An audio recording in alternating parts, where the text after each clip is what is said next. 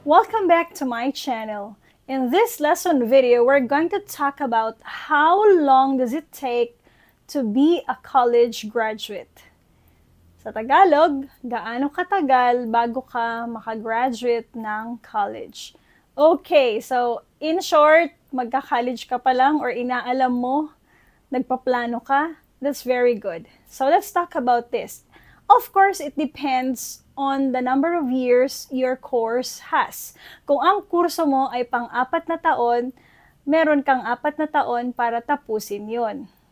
Kung ang kurso mo ay pang-5 taon, like sa mga engineering courses, meron kang 5 taon para tapusin yon. Pero may tinatawag tayong period of residency, guys, na kapag bumagsak ka, for example, 4 years ang course mo, allowed ka pa na mag-extend ng 1 year. So, pwede ka pang magtuloy. Pero kapag higit na doon sa residency na tinatawag, ay baka hindi ka na nila pag-enrollin sa paaralan na yon kasi lumabis ka na sa ibinigay na residency. Okay, syempre, bago tayo pumalaot, bago natin pag-usapan yung 3 units, yung 18 weeks, yung number of hours, 54 hours, 8 semesters, or dami ng semesters, pag-usapan natin, syempre, kapag nagka-college tayo, meron tayong tinatawag na goal, at meron din tayong tinatawag na target. Alin ba sa dalawa ang long term at alin ang short term? Anong hula mo? So, kapag goal, long-term, syempre yan yung merong broad direction.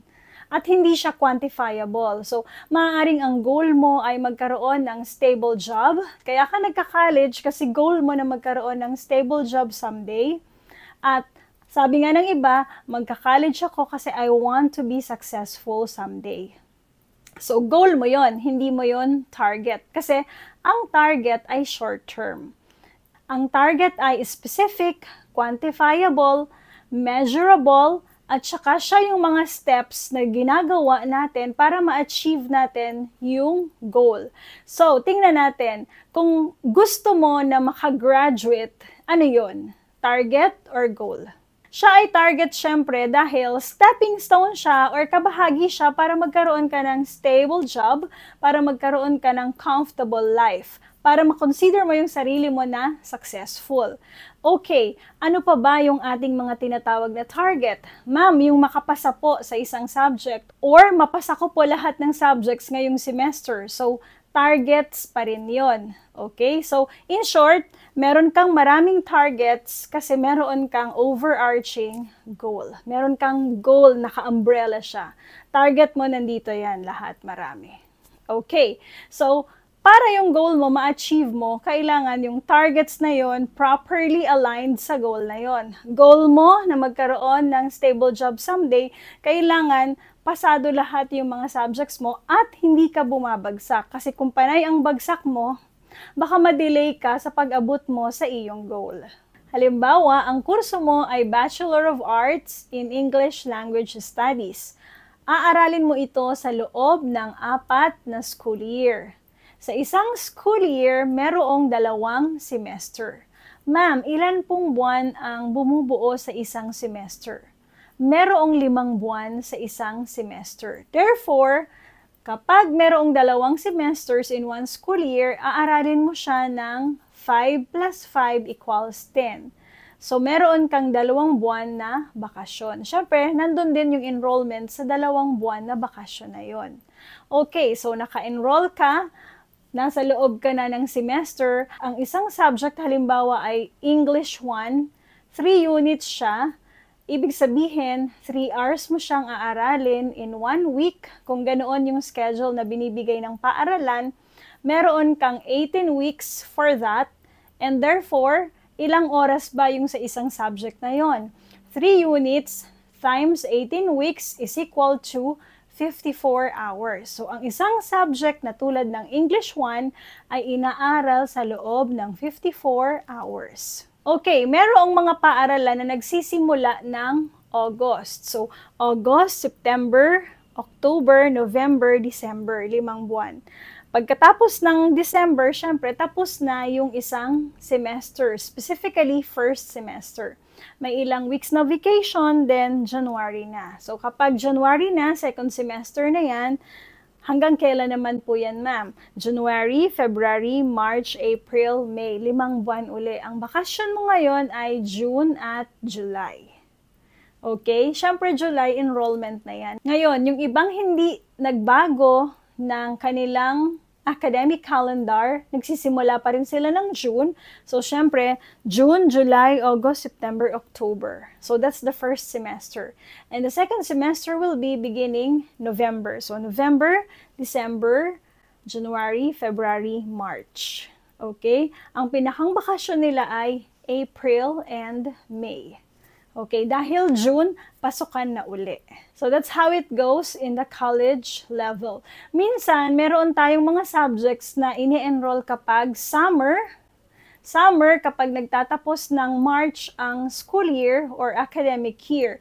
Pero kapag nagtatapos ang second semester ng May, yung June, July, ang tawag doon ay inter-semester. Hindi siya tinatawag na summer. Ma'am, kapag inter-semester po, maiksi lang yon, halos 2 months lang po.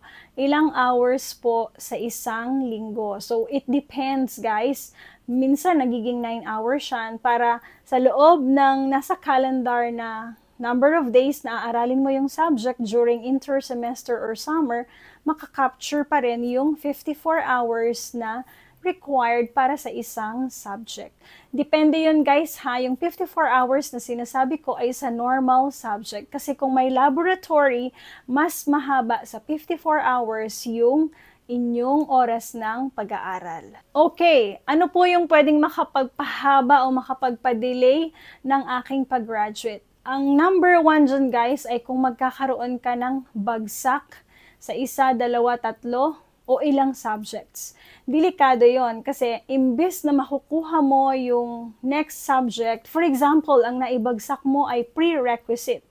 Ibig sabihin, yun ay kailangan para sa next higher level na subject. So, kung bumagsak ka sa prerequisite, hindi mo matitake yung next subject to that kasi kailangan ipasa mo muna to bago mo makuha ito. Therefore, madi-delay ka dito sa second subject na to kasi yung prerequisite niya ay na-fail mo. So, madi-delay ka dyan. Kaya, alam mo, kailangan mong maghabol. So, the soonest time possible na maaari mong ma-enroll yon, walang conflict, gawin mo na talaga kaagad para within 4 years ay makagraduate ka na dahil yun ang nakatakdang number of years para sa kursong kinukuha mo. Sa college, guys, kapag bumagsak ka sa isang subject, hindi naman ibig sabihin nun, failed ka na sa lahat. Kasi iba-ibang subject, iba-ibang professors yan. Iba-ibang computation yan. Hindi sila related sa isa't isa in terms of computation. So, iba yan, guys, sa grading system sa high school, okay? Another na pwedeng makadelay sa'yo ay kung magkakaroon ka ng incomplete. Ano po yung incomplete, ma'am? For example, hindi ka nakapasok sa iyong final part at hindi mo na-take yung examination. Hindi mo siya na-comply before magkaroon ng computation para sa final grade. So, may incomplete yon, magkakaroon ng mark na incomplete. Merong binibigay na schedule ng school kung hanggang kailan mo siya pwedeng i-complete. Pumasok ka sa schedule na yon, i-complete mo siya para walang maging problema. Kasi yung incomplete, may tinatawag tayong lapse. Sa university namin, yung incomplete, pwede mo lang siyang i-comply kapag within 1 year. Pag lumampas na yung 1 year, ang tawag doon ay lapse na siya. Hindi mo na siya pwedeng balikan. Magiging 5.0 na yon or failing grade na yon. Kaya kapag may incomplete ka, agapan mo na kaagad para hindi mo siya maging problema later on. Okay, along the journey, sa first year, nandoon guys yung mga general education subject. Nandyan yung basic English, understanding the self, PE, and others. Merong ilang major subject pero konti lang kasi karamihan ng Gen Ed kung tawagin na subjects ay nasa first year. Second year, nandyan yung maraming major subject. Minsan nandyan din ang foreign language. Sa third year, nandyan na yung start ka ng mag-thesis. Okay? Meron ng start ng research dyan. Sa fourth year, nandyan na guys yung OJT. So talagang kailangan paghusayan mo na at nakuha mo na lahat ng skills na kailangan kasi pagdating sa fourth year, medyo matindi na talaga at marami ng application of skills na dapat natutunan mo from the very start of your college journey. So how long really will it take us to graduate a 4-year degree course in college? So ngayon guys, K-12 na tayo, kinder nagsisimula, pero yung iba may pre-kinder. So that's 1 year also. So meron tayong pre-kinder, pero hindi yun talaga required. Depende na lang sa parents kung ikaw ay papaaralin sa pre-kinder bago ka mag-kinder. Okay, so sa K-12, you start with kinder, 1 year. Plus elementary level, you have 6 years there. For junior high school, you have 4. So you start with grade 7, 8, 9, and 10. Tapos meron kang senior high school na 2 years, grade 11 and 12. Plus the 4 years. In short, kung wala kang pre-kinder, 17 years ka matatapos ng iyong 4-year college degree. Ngayon, kung may pre-kinder ka, aabutin siya ng 18 years. So imagine guys, ganun kahaba yung journey. Kaya talaga lang na ini-expect natin na tayo ay kapag nakagraduate ng college, marami na tayong alam, marami na tayong skills na na-develop, at syempre, ganun na kaganda yung maturity level natin in terms of our knowledge, in terms of our preparedness to a career. There you have it guys. I hope nakatulong sa inyo ang lesson video na ito. Don't forget to click like, subscribe, and tap the notification bell for more lesson uploads, practical tips, and anything educational. Have fun learning!